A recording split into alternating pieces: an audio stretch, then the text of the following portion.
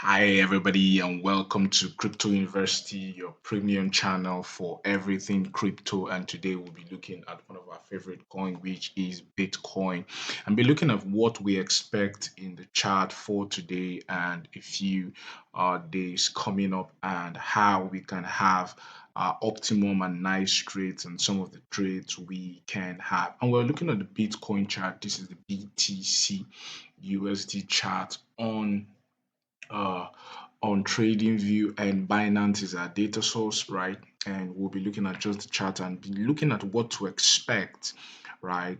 For the price of Bitcoin. Yesterday we talked about that we're expecting more upside for Bitcoin, and as you can see, Bitcoin took a very good side. Our analysis played out, right?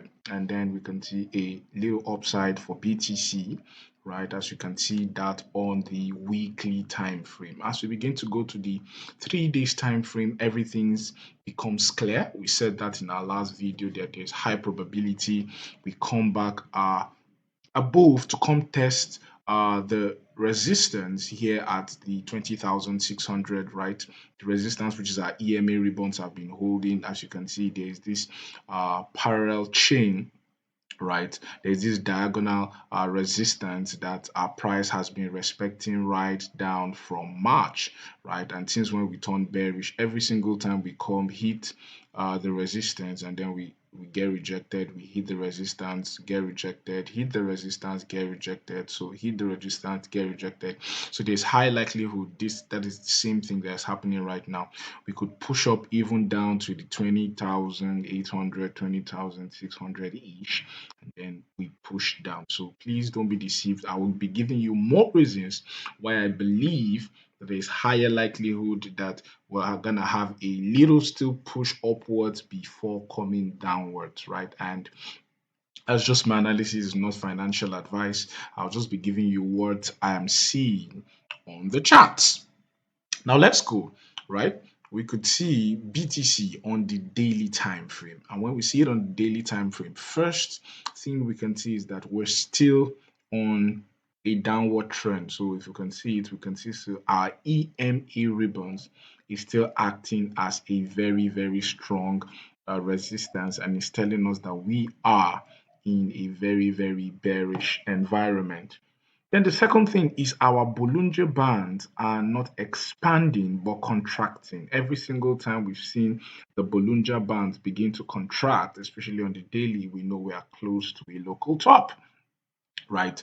So there's high likelihood, right? Because we are seeing the Bollinger Bands, instead of expanding, they are contracting. So there's high likelihood uh, a local top is closed, and we could just come probably around the 20,300, 20,100 ish mark, 20,005 before we get rejected back downward. As you can see, the oscillator is trying to tell us there's still more upside to go, right? And we're going to be watching this every single day, right? Our oscillators has been right every single time through, right? And it has helped us make our analysis irrespective of emotions. And that's why I use some of these indicators, because you can always maneuver your technical analysis to fit your narrative. But when the indicators are showing you everything that is needed to be shown, right, it's unbiased, right, towards every single type of analysis, right?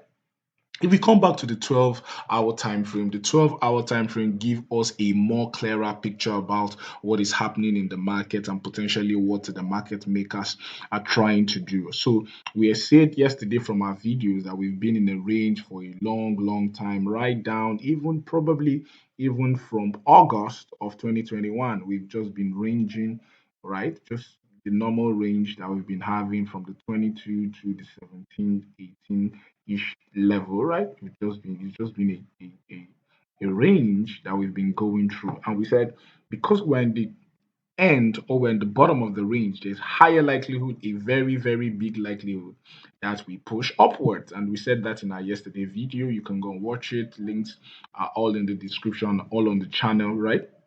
And that reminds me, guys, if you've not subscribed to the channel, please click on the subscribe button, click on the like button, share it with your friends. Make sure you are sharing some of this analysis with your friends so that they can also profit from the market. And so we said there's a higher likelihood, right, that the price will push up push up probably to its next resistance around 20,427, as you can see right here. 20,300, 20,400. So probably we're expecting price to move to around 20,400, 20,600 mark before the market makers induces, right, a maybe probably a news event just comes, right, or whatever just happens, and we see price comes back downwards. As you can see, right, price is moving upwards, right, confirming every single thing we said both in our yesterday and today's video that we're analyzing. So probably if you go to the 6 hour chart, right, we see that everything is going according to plan, right? As you can see, price is moving through our resistance, which is around from the 20,000, begin to have heavy resistance from the 20,100 to the 20,500 mark. So probably we're going to have a huge uh, uh, uh, rejection at that point. So that's where I'll be looking for shorts, and that's where I'll be taking my shorts. So probably from the 20,000 mark, right, I will be looking for my short. Mind you, this is not financial advice. I'm not giving financial advice. I'm not giving trade calls.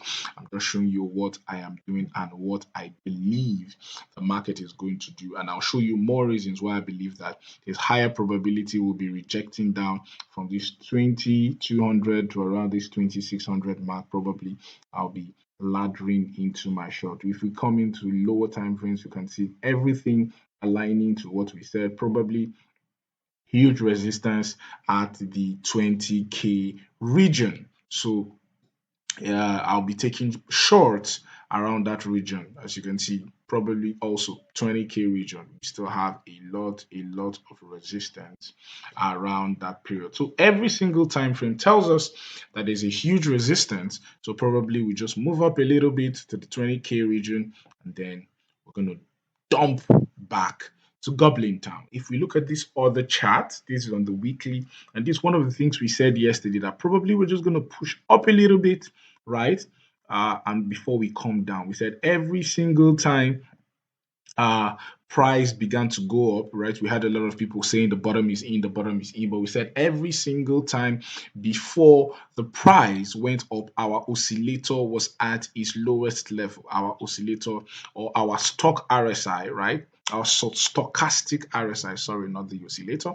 Our stochastic RSI on the weekly was at the bottom, probably around the 1-2 range, right? And that's why probably we love to use some of these indicators, because they are not biased as regard their technical analysis, right? They don't respect your emotions. They tell you what is happening in the chart, and they follow the price action, right? And so even if we see the RSI is telling us, oh, probably we could still have some little upside, but the stock RSI follows the price action on a day-to-day basis, probably even on an hourly basis. And we said every time we have seen a huge rise in price, as you can see, the stock RSI was below every single time, below, right? Every single time we've seen a pump below, and we have seen the RSI probably close to the oversold region. So we're expecting some heavier correction, probably downwards, probably maybe to the 15, 16K region.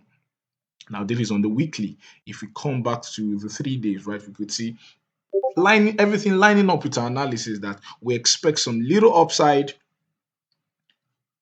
My mouse. We accept some little upside, probably to reset the stock RSI to be oversold. Oh, the chat is getting messy. Okay, we're back. So we expect the stock RSI to go higher a little bit, probably to be around the 20K region, 20,800K will be oversold on the stock RSI before we come down. As you can see what the MACD is showing. The MACD is telling us we are showing a bearish divergence. This is a very, very huge bearish divergence. The last time we had this kind of divergence, we went from 30K down to 19K, and we're having the same. And you see at this place, we're having the same kind of divergence now. And so probably a big move to the downwards is coming. So please be careful of your trades. Please don't over leverage, right? Especially to the longs.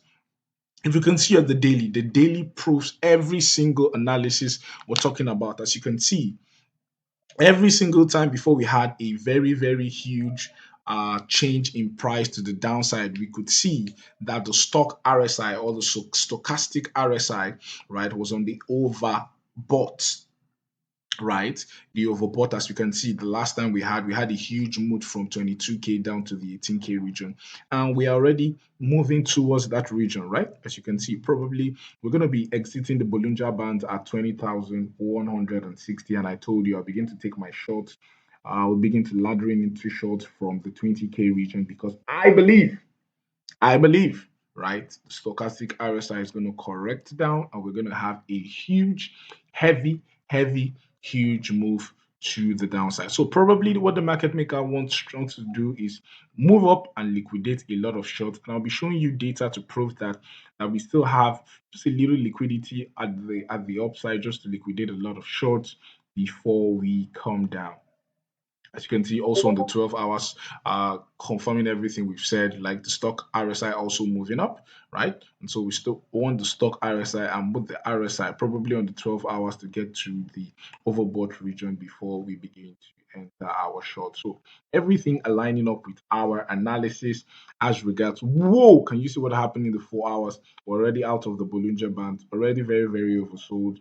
Our RSI is already reaching oversold region. So we'll just keep an eye on this and begin to ladder in into our short at around the 20K region. Now, if we go to the heat maps, now this is the heat maps. The heat maps, right, are showing us the orders on Kraken, on FTX, on Coinbase, on Beanstamp, and on Bitfinex. As we can see, we have a lot of orders, right? A lot of liquidity, probably at the not necessarily a lot, just a few liquidity at the 20,500 region. As you can see, there are a lot of orders. So probably they might push price to liquidate a few people down to the 20,500 to liquidate a few people. But what I'm also worried about is, right, according to the data, many times price usually fluctuates to where we have a lot of liquidity. As you can see, there's a lot more liquidity to the downside. We have a lot more liquidity down even to 16K than we have upwards. So there's not a huge resistance upwards. So what the market maker will want to do is they'll want to push the price downwards to take out all these guys, all these orders, before they begin to move price upwards. As you can see, orders above are very, very little: 87, 81, 91, 65, 155. But you can see the orders below are huge, heavy: 183, 266, 461, 321, 330. Just so a lot of orders, we're having a lot of orders below the price. So probably they'll just move price, liquidate a lot of shorts, and then they will come back to liquidate the longs. This is just a lot of liquidity for the market makers that they would love to take out. So probably we know that a huge move downwards is coming, right? Confirming our analysis on every time frame that we're expecting probably a huge move to the upside to around 20K region before we have a huge downside in price. So be careful, right? Be careful of your trades, right? Trade right, don't over leverage. Please make sure you like the video, subscribe to the channel. Thank you, and have a nice day.